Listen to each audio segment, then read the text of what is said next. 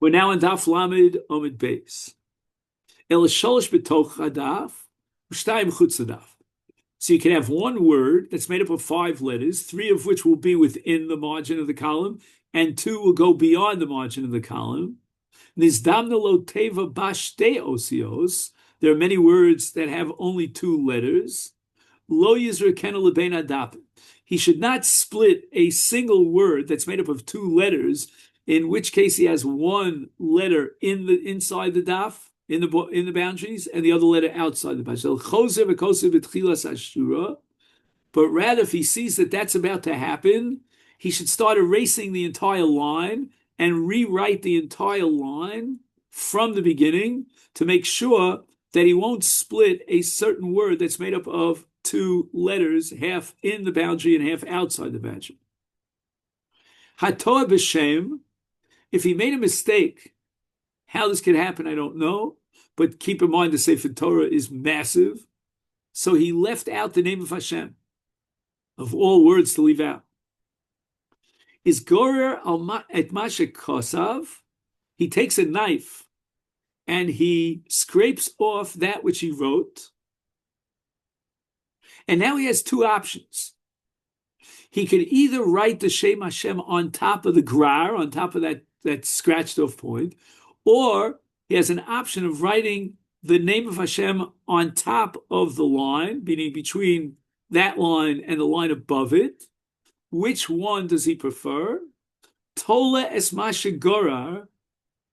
He has one option in which he suspends the letters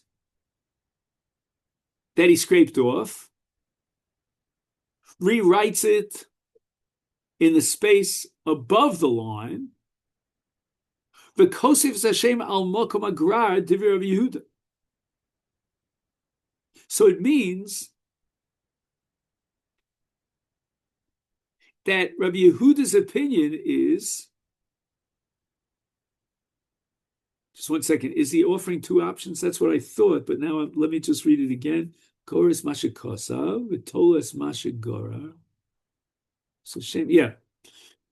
So Rabbi Yehuda is going to allow you to write other words in that same line above the text, above the line, as long as he's able to write the Shem Hashem al mokom hagrar, on the place where he scraped it off. In other words, Rabbi Yehuda doesn't want the name of Hashem to be above the line. Other words could be above the line. And if need be, to accommodate the Shem Hashem, we'll write them above the line after we scratched it off. The Shem Hashem has to be in the line, even if it's written on top of the scratched out line. However, Rabbi Yossi Omer, af tolen es Hashem. In other words, instead of scraping off certain words, just put the name of Hashem in the space above the line, below the line above. Rabbi Yitzchak Omer, af mochek v'kosev. In other words, Rabbi Yehuda doesn't mind if you blot out those words in order to facilitate writing on the blot out space. Now, it doesn't seem that Rabbi Yitzchak is arguing with Rabbi Yehuda. Well, what did Rabbi Yehuda allow us? Rabbi Yehuda said, let's go back a little bit again, Gores mashe kosav, toles mashe gorar, because of Hashem b'mokom agrar. So how is that different from Rabbi Yitzchak, who says mochek v'kosev?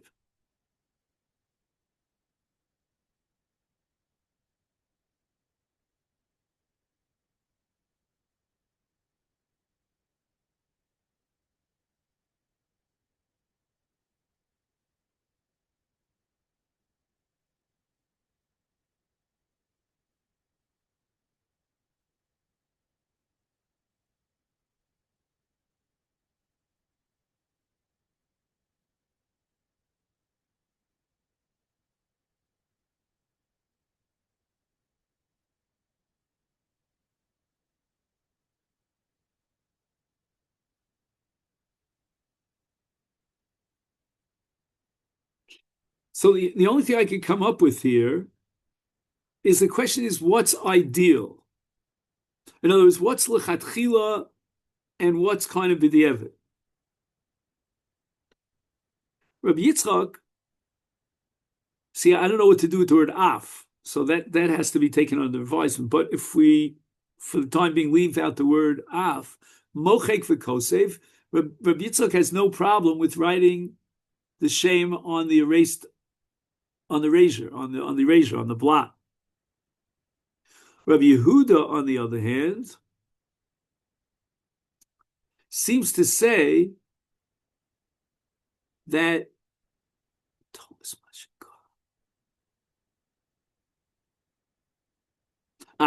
let me say it the other way around.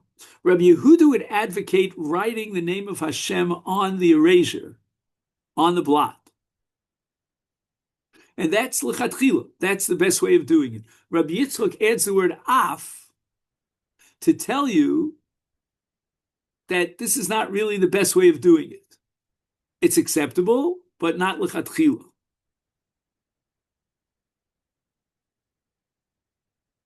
And Rabbi Yossi says there's even another possibility of writing it, the name of Hashem, between the lines, but that apparently is like the really fallback position. That's the real b'di'evet.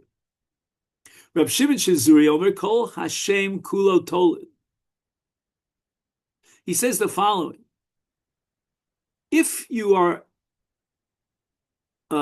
advocating writing the name of Hashem between the lines, meaning above the line, then it's got to be an all or nothing proposition. It's got to be Shem Kulo, the entire name, but Miksaso ain't told. You're not going to write part of Yud K and then the Vav K on top between the lines. Ain't Kosis Hashem lo mokum grar v'lo mokum amachak.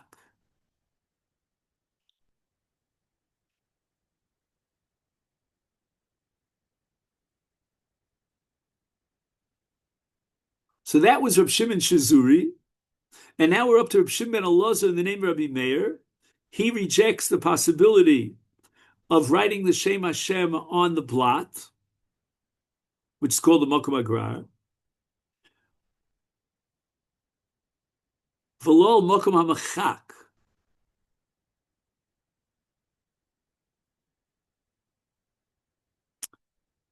Okay, so this just don't have time for this, but this requires work. So B'li Neder, if I can, I'll try to fill it in tomorrow. What's the difference between Mokum Agrar and Mokum HaMachak? If one of you gentlemen wants to fill in that missing piece very quickly, I'd be very appreciative. If not, I'll have to do that tomorrow. I didn't think there was a difference between the Mokum Hagrar and the Mokum HaMachak, but I see that there is a difference. And for some reason, my translation here is not doing me justice unless I'm missing.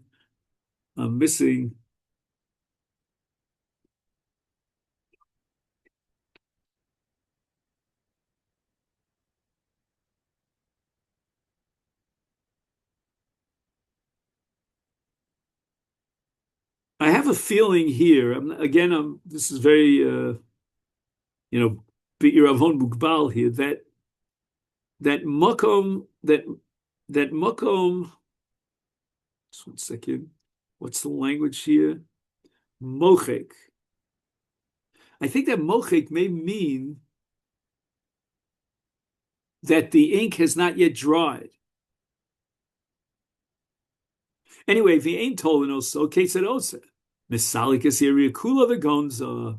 So the most machmir shita is Reb Shimon ben Elazar in the name of Reb Meir, and he requires that you get rid of the entire urea. If you left out the name of Hashem, start the entire urea from the beginning and take the urea without the Shem Hashem and put it into Shevis. Itmar, Rav Chanan Amarav halacha tolin es Hashem. We're going to paskin like Rabbi Yossi that you could write the name between the lines. Rabbi Baruch Amar Rabbi Yitzchak Amar Rabbi Shmuel halacha mochek v'kosev. Right? He's going to blot out what he wrote, and he's going to write the name of Hashem on that blot. which again, as I said before, I'm not sure, it might mean before the ink dries up. Why do they have to say it, in the name of themselves? They should have said that we pass like so and so and so. You didn't have to repeat the whole story. Because there are those who make a mistake. They think that this is the shita of Rabbi Yossi, this is the shita of Rabbi Yitzchak, or vice versa. Whatever they do, they make mistakes. So therefore, the Amoraim, when they ruled, they wanted to mention the halacha that they're ruling on. Halacha Kerab Shimon Shizuri. All right, we'll have to see what that means. Halacha Kerab Shimon Shizuri. Wherever you find Reb Shimon Shizuri in the Shas, we're always going to pass like Reb Shimon Shizuri against the other Chacham. Hey. So what did he mean when he said in the name of Reb Chanina that halacha Reb Shimon ben Shizuri? If we're talking about the last quote that we had in the name of Reb Shimon Shizuri, Kol Hashem Kula Tolim Miksasein Tolim, right? That you can put the entire name of Hashem, all four letters, in between the two lines, but not part of it. By Itmar Allah, Amar Rab Chananel, Amar Rav, Halacha Tolin Hashem, for Rabbi Bar Chanana, Amar Rab Yitzchak, Halacha Mochek V'Kosev, V'Yem Isa Hu Nami Lema. So why is it that Rabbi Chanina said that the halacha is told as Hashem? Why do you have to say the halacha is told as Hashem? You should have said halacha is like Rav Shimon Shizuri, and save us the problem of going through the details. Elaha, but rather when Rabbi Chanina stated that we follow and accept Rav Shimon Shizuri Omer. And now we're talking about an entirely different halacha. Afilu ben chamesh shana v'chorish besada is shchitas imo mitaroso. So now we're talking about something called ben pekua, which means that the mother animal was slaughtered, and then we found a fetus inside the mother's body, and the fetus lives, and now the fetus is 5 years old, and it's choresh besada. You can use it for charisha because the shechita of the mother works and is effective for this vlad. There's no need for a shechita of the vlad. Okay, so now we're talking about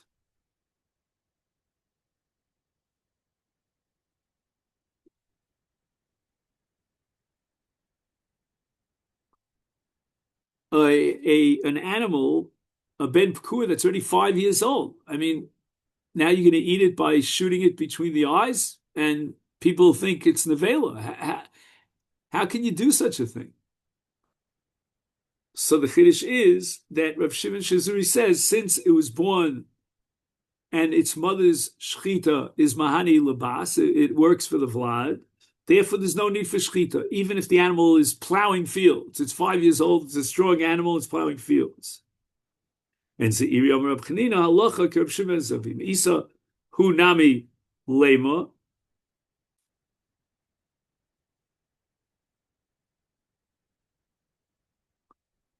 So the Gemara is asking a kasha on Ravin Bar Chinina, who said in the name of Ula that we paskin halacha like Rav Shimon Shizuri.